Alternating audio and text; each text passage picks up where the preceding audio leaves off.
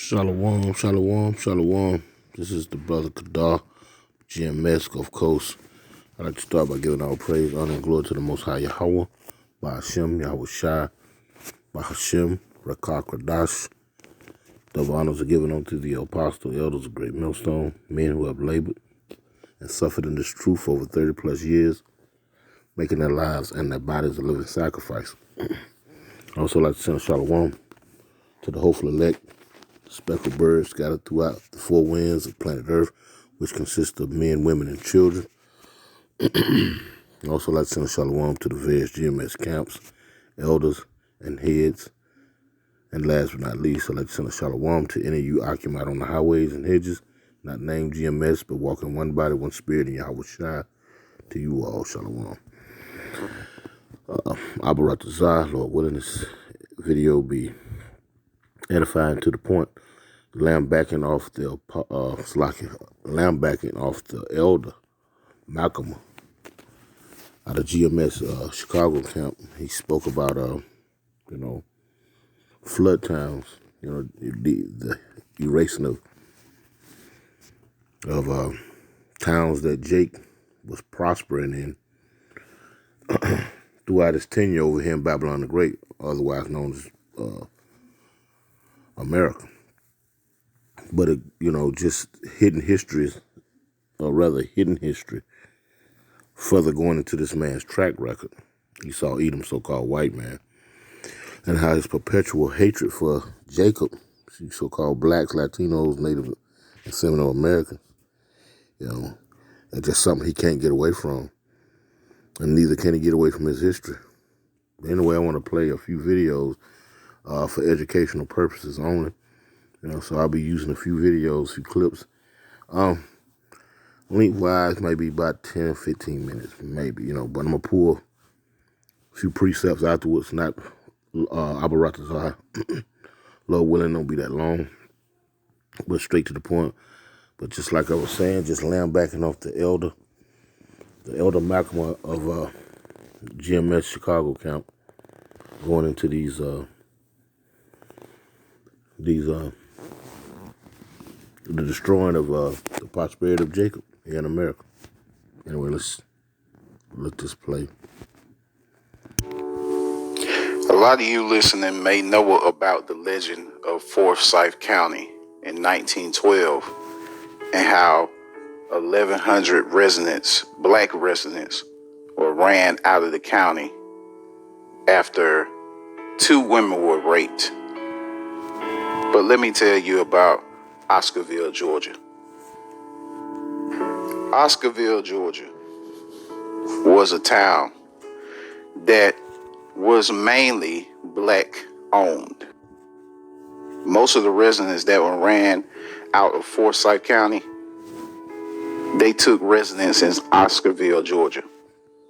Now, Oscarville, Georgia was where the supposed rape of the white woman, May Crow, went down by what was described as 4 black teenagers. According to various accounts, 18-year-old May Crow is walking alone in the woods when she's struck repeatedly with a rock, reportedly sexually assaulted and left for dead. She was hit so hard that her eye was dislodged from her skull and left hanging. She's always kind of sent her. Debbie Vermont is May Crow's grandniece. She keeps a portrait of her in her living room. My grandmother always said that she was known to be the prettiest girl in Forsyth County. Word of the attack spread quickly. Suspicion soon fell on a group of young African Americans. Local media condemned them, describing the trio as, quote, the fiendish, low-browed, guerrilla-type Negroes. Enraged by the news, a mob immediately lynched one man. You believe that some of your distant relatives took part in this lynching? Yes, some of them I am fairly sure they did. These were the most aggrieved and grieving, who wanted justice for what had happened to their loved one. 2 others, both teenagers, were arrested, tried, and convicted. A prominent... So like it real quick, didn't mean to cut the video off, but now it prompted me to think about the movie Rosewood, when this Edomite was in there sleeping with his other Edomite's wife, right? And then in the end, she get jammed up, and she blames it on the Jake. You know, she blames it on the Jake. And it also prompts that movie, A Time to Kill, starring Samuel Jackson, where these two Edomites picked his daughter up on the side of the road walking home, and they raped her, tried to hang her, and ultimately all that failed, and they actually hit her in the face with a beer can and damn near dislodged her eye. I say that to say this, you know, they needn't look no further than their own people. She was talking about her kinsmen, her relatives were looking for justice for what had been done to her grand aunt, niece, or whatever it may be. But I would say she wouldn't have to look no further, or they wouldn't have to look no further than themselves. But it didn't work out that way. It didn't play out that way. That wasn't the way that things were supposed to play out. Let the video play. Doctor volunteered Lanier's home for the court-ordered execution. An estimated 5,000 people showed up to watch the hangings. Well, my grandmother would have been 18 months old, sitting in her mother's lap. Watching someone being lynched. Right. So do you believe that... Slack it.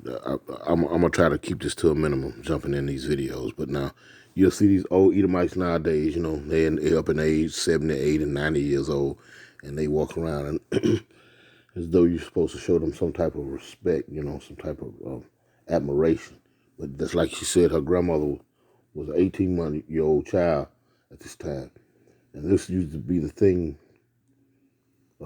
back in those days when they was freely just hanging Jake and lynching Jake and just disposing of Jake, you understand?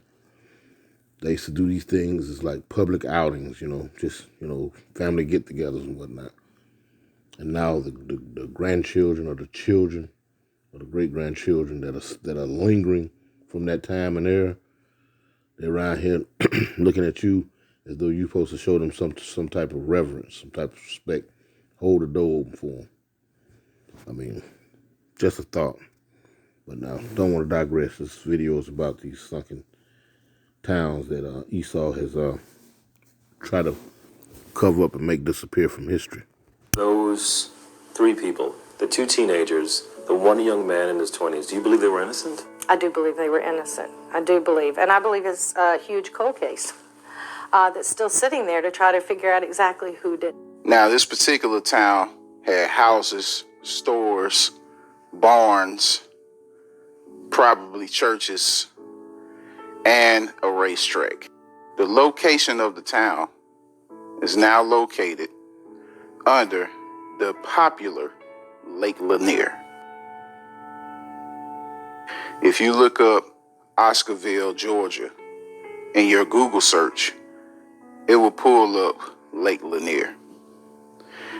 Now, we already know that Lake Lanier is a man-made lake that was made to make sure that Georgia was always replenished with water. It was dammed up and it was flooded. But let me give you a little bit more information about it. As they started to run out these 1,100 residents of Oscarville, what they didn't tell you was that some of the residents actually decided to stay and not get ran out of town by this white militia. The ones that did decide to stay hid and camped out in different wooded areas of the Oscarville area. 11 people have died in drowning or boating accidents on Lake Lanier this year, including a father and son. Charged with responding to all of those calls are divers with the local fire departments. 11 Alive's Caitlin Ross shows you what they deal with under the surface of Lake Lanier. It's dangerous and deadly environment. You get yourself in trouble really quickly. Lanier was built in the 1950s to provide drinking water and hydroelectric power for Atlanta. Recreation was an afterthought. As they were building the lake, they raised the water level up to a certain point well below what we know of today as full pool, and then stopped filling the water. From there, construction crews floated on the lake, cutting off the trees about halfway. So today, those stumps are still there, and they're tall because this was forest land and farmland. Also beneath the surface, old homes, barns, even a racetrack, which famously surfaced during the 2007 drought. You could see the tops of the stands, a haunted memory, waiting for spectators to show up for the next race. They blew the old bridges in place, so you have concrete, rebar. The divers work in teams, one person in the water and the other on the shore. They're tethered together by a rope and communicate by tugs on the rope.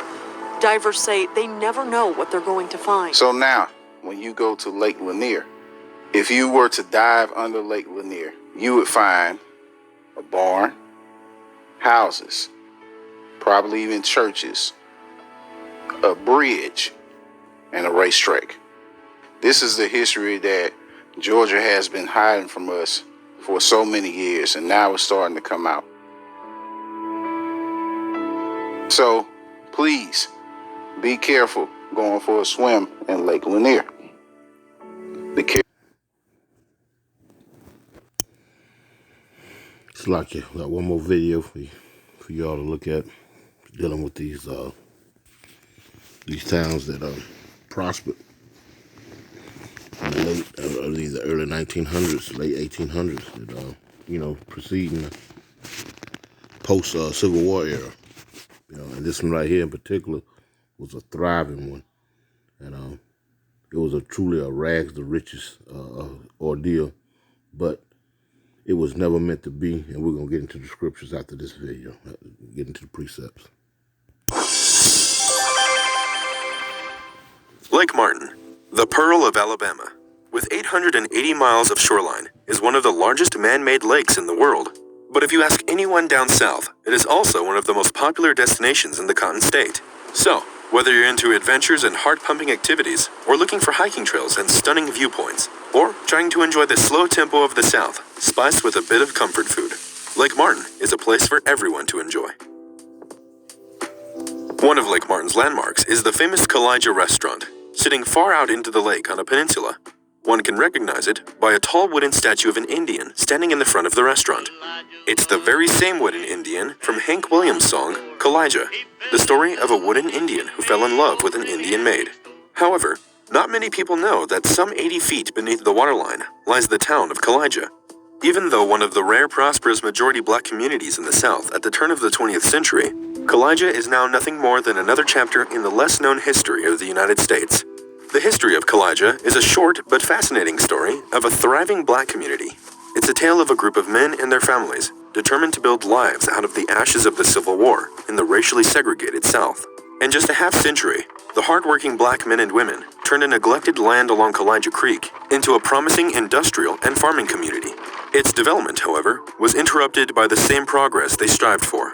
Kalija and the entire area along the Tallapoosa River found themselves in the way of the Alabama Power Company, which in 1916 obtained the right to build a dam on the river. When the dam was finished in 1926, life for the Kalija community and other settlements along the river ended. Once the dam gates were closed, the river flooded the area and sent Kalija into the depths of the newly created Lake Martin. Back in the days after the Civil War, Alabama was still a dangerous place for black people. Even though President Abraham Lincoln signed the Emancipation Proclamation, many black slaves were still held in bondage in Alabama and other states of the South. A slave named John, who worked on a plantation in Kalija Creek, had become a free man after the war ended. Free, but all alone, John decided to build his life from scratch. He took the surname of his master, James Benson, and went to look for his lost sister. During the age of slavery, it was a common thing to separate family members.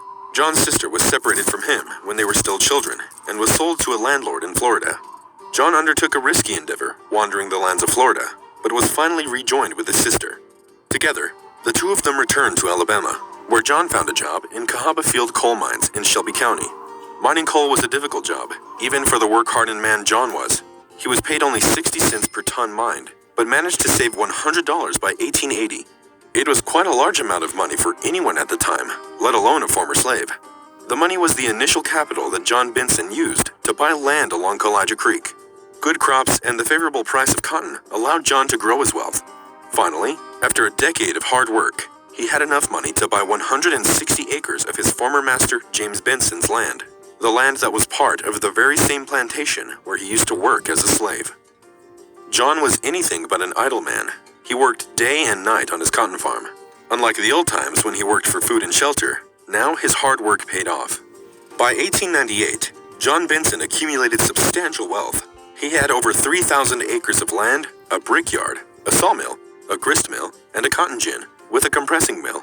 Along with 40 other families, both black and white, he planted corn, cotton, and sugarcane. 1,000 acres of his land, covered with pine, oak, and hickory, provided abundant resources for the sawmill. Once an enslaved man, John Benson was now a wealthy landowner. His most significant wealth, however, was the community of farmers he created. Each of them had a job and a house of his own. There was even a tiny cabin schoolhouse where kids were provided basic education. It was something most black people in the South could only dream of. The community John Benson created was just an indication of what Kalija was about to become. John's son, William Benson, inherited his father's vision of creating a prosperous black community and took it to a higher level.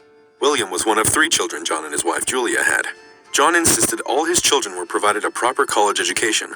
William started his education at Fisk University and finished it in 1895 at Howard College in Washington with a Bachelor of Arts degree. Even though people expected the young man to stay up north and build his career in a more emancipated environment, William decided to return home. The desire to improve a community his father started to create was stronger than anything else.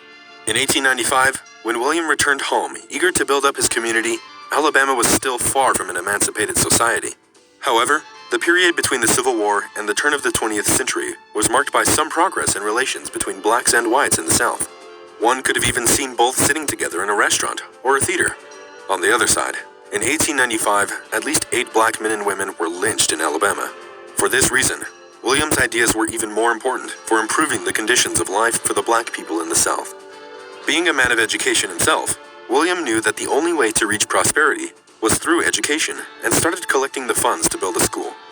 William's father, John, recognized his son's ideas and helped him by donating 10 acres of land for the school campus and lumber for the school building. 2 years after the project started, the Kalija Academic and Industrial Institute was finished. William managed to gather some prominent names in the school board, including Clinton Joseph Calloway, the school's first director, and Booker T. Washington, founder of Tuskegee Normal and Industrial Institute for Negroes. The peculiarity of the school was that its goal was not to produce highly educated students. Instead, William intended to train the students for life and work in their home community, and prepare those ambitious to gain additional education in more developed educational centers. He thought that skilled and educated workers were necessary to build up the economy, which would spur the community's overall progress. To achieve this goal, in 1900, William Benson organized the Dixie Industrial Company, an enterprise where students could put their training into practical use. Such a company was planned to take the Kalija farming community to a new, higher level, transforming the natural resources into finished goods for sale. In the same way, he established the Kalija Academic and Industrial Institute. William did a marvelous job setting up an industrial center for the village. Dixie Industrial Company comprised one of the most modern sawmills in the South, the largest turpentine distillery in the region, and a cotton ginnery.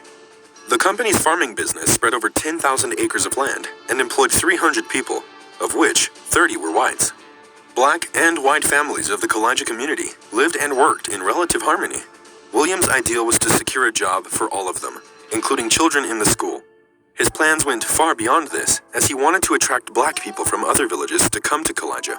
In 1898, he declared an intention to spend more of his own money to build a new community for poor black families. He hired William Gray Purcell for the job, at the time a student of architecture, and got the sketches for the dwellings and the town center done. Unfortunately, the project was abruptly abandoned when an angry white mob, jealous of Benson's wealth, lynched a black man and stormed William's house. The setbacks were many, as most white folks were unwilling to see the Kalija black community thrive. William Benson, however, never backed away. He never lost hope for a better tomorrow, not even when Kalija Academic and Industrial Institute was burned to the ground. Instead, he started it all over, gathered contributions, and ultimately built a new school campus. There was no end to William's plans and will to develop his small community.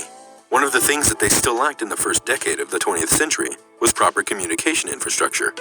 Kalija was connected to nearby towns with curvy, often muddy mountain roads. It affected not only the transport of people, but of goods as well. The solution was to build a railroad. William got to work and convinced several English and Canadian firms to finance the railroad that would connect Kalija with Alexander City. In 1914, the first black-owned railroad in the United States was opened. 16 miles of railroad connecting Kalija to the Alabama Railway Network allowed Dixie Industrial Company to transport lumber and other goods to large trading centers and seaports. The railroad proved itself a great success, as Dixie Company began exporting goods to Europe, with Germany being a major customer. That same year, the downfall of the Kalija community began. When the war started in Europe, the Atlantic port was closed, and the Dixie Company lost an important market. In the following year, due to financial problems, William Benson lost control of both the Kalija Academic and Industrial Institute and the Dixie Industrial Company to the Board of Trustees. His already aggravated health worsened, and in October 1915, William Benson died. He was buried on the campus of the Kalija Institute, the place he invested his whole life into. In 1916, the Alabama Power Company obtained the right to build a dam on the Tallapoosa River and sealed the destiny of the Kalija community.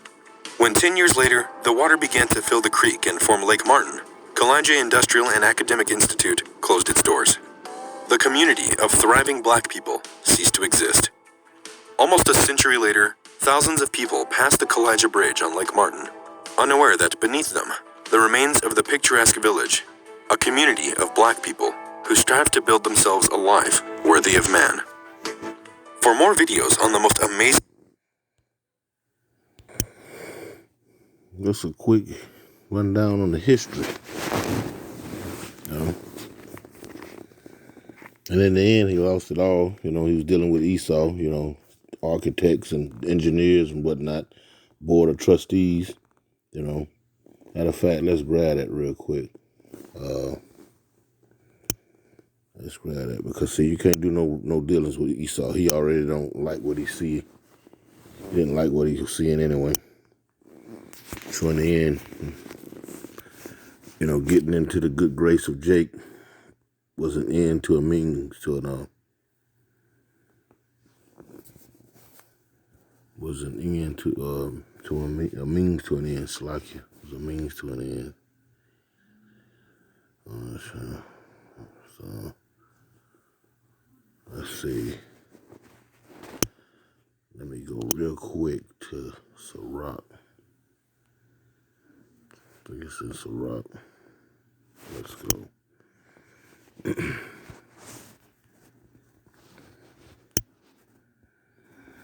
If we can get it real quick. Let's see.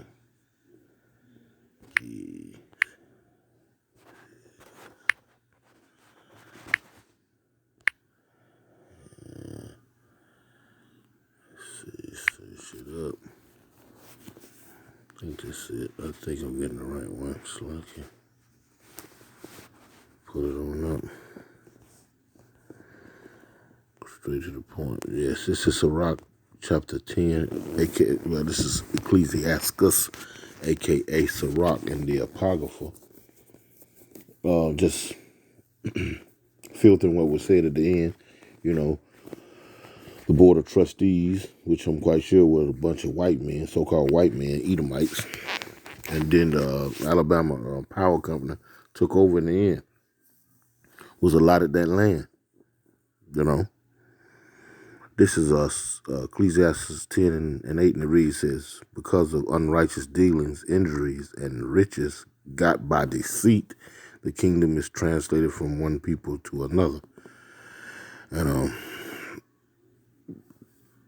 And we just using that scripture right there because, see, a lot of the land that Jake was supposed to be allotted after the Civil War, you know, 40 acres and a mule, that was overturned in the next president administration. I think it was Grant was the president that preceded Lincoln. So all of that was overturned. Although, truth be told, Lincoln didn't free the so-called slaves. He didn't free the slave. He emancipated, which was, emancipation means just give over, take one ownership to another ownership. So you went out of private ownership, you know, to slave masters, you know, from the southern way of doing things to industrialized or public slaves, you know what I'm saying, due to the Industrial Revolution. So it was, we want to just kick down that myth. That was a myth. There was nothing to that, you know. But our people tend to hang on to that wicked, weird, and false history of being emancipated, not even knowing the meaning of the word emancipated.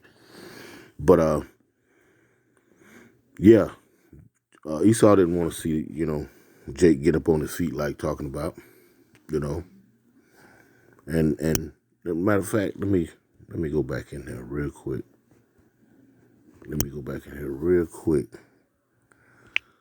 Because a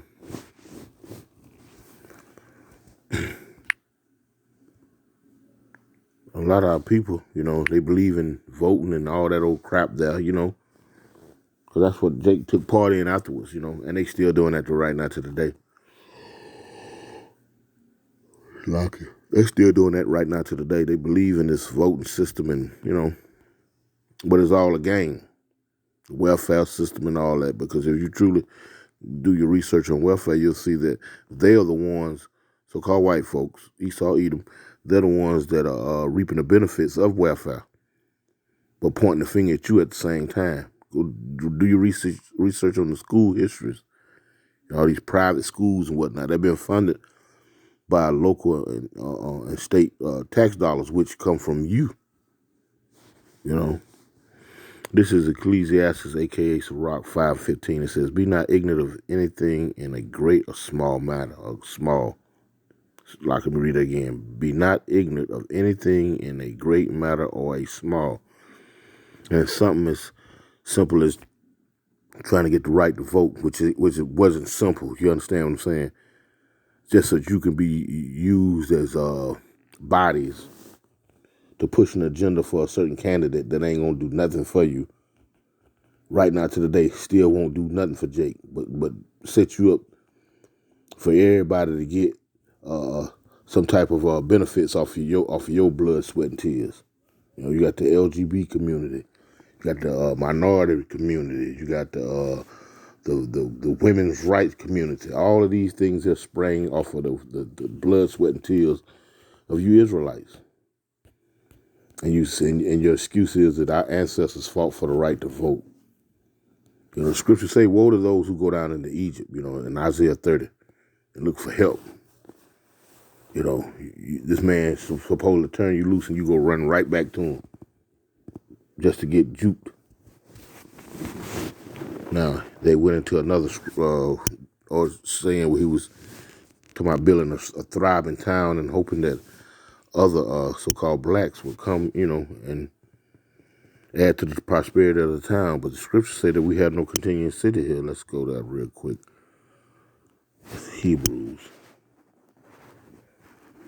18. Wait a minute. It says Hebrews. What's going on? Okay. Let's see.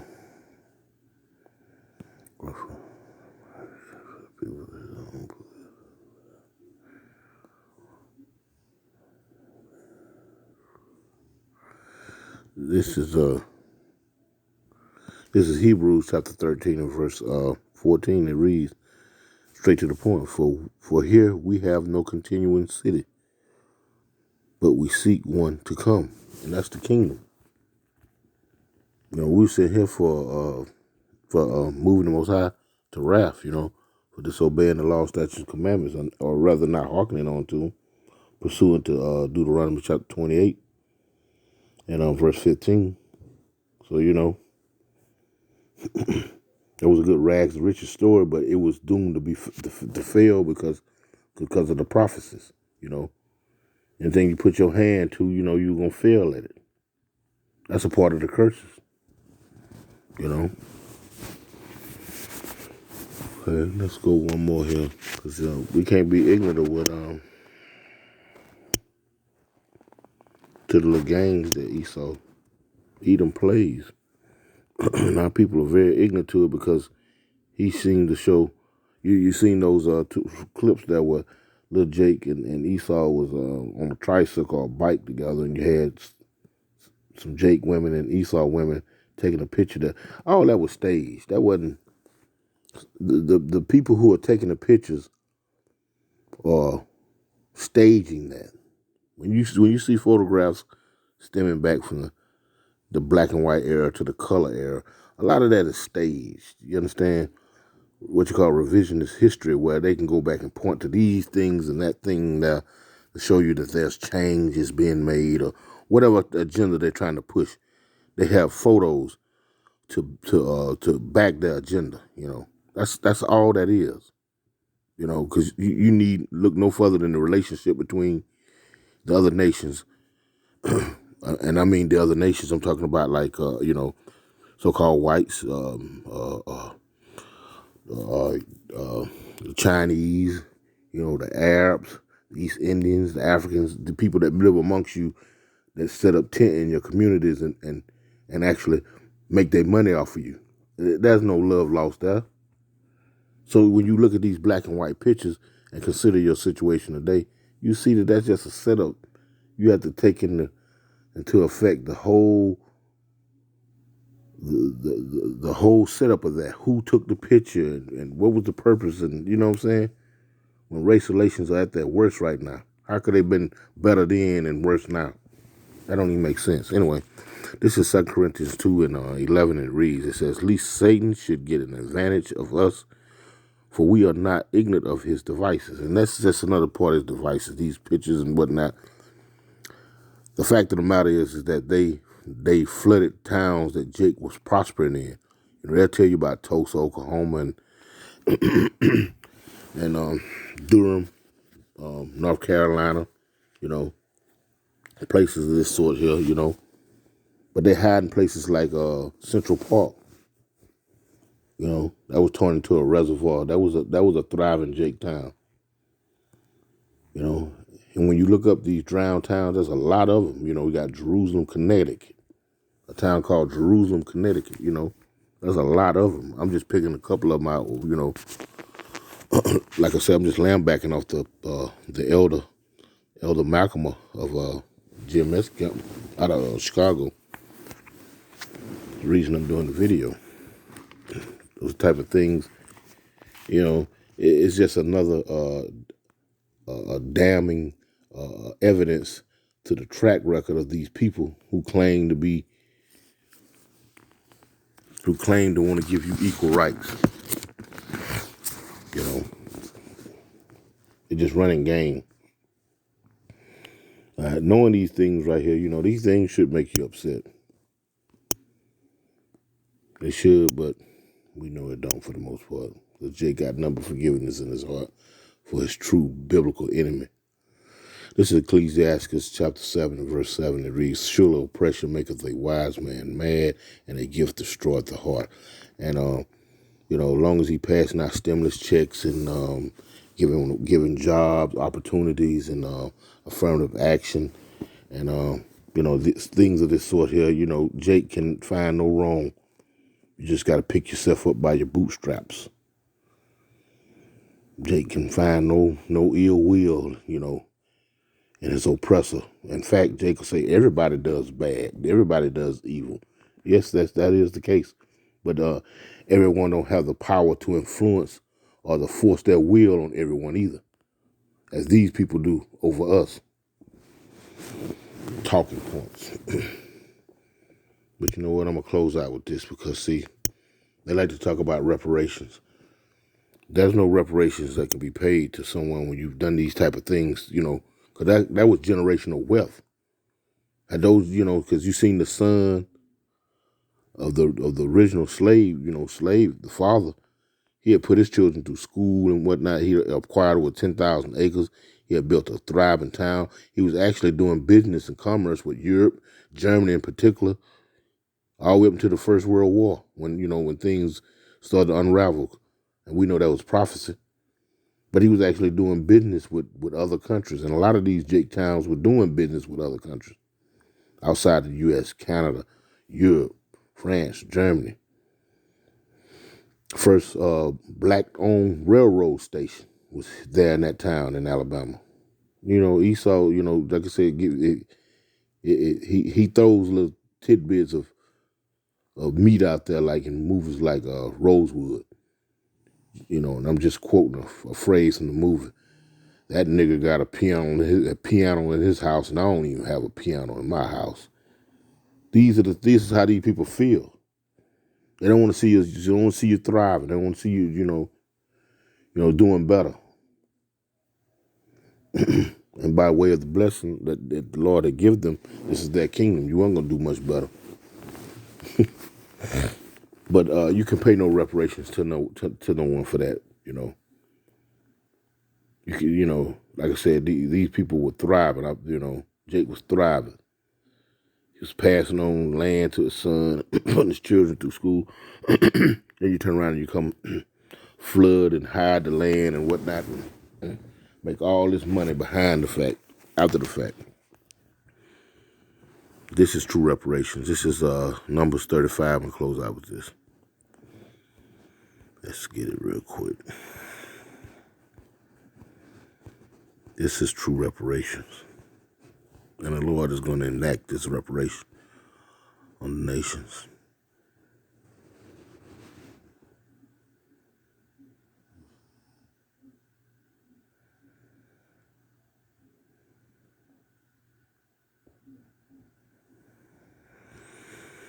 This is Numbers 35 and verse 33, and it says, "So ye shall not pollute the land wherein ye are, for blood it defileth the land, and the land cannot be cleansed of the blood that is shed therein, but by the blood of him that shed it. Therefore, defile not therefore the land which ye shall inhabit, wherein I dwell. For I, the Lord Yahweh, dwell among the children of Israel." So, the Lord requires that blood. Point blank, period. True reparations. Lord willing, this was somewhat edifying to feed the lambs of Yahweh by Hashem Yahweh Shai, the 1/3, the hopeful elect nation of Israel. All praise, honor, and glory given unto the Most High Yahweh by Hashem Yahweh Shai. Shalom.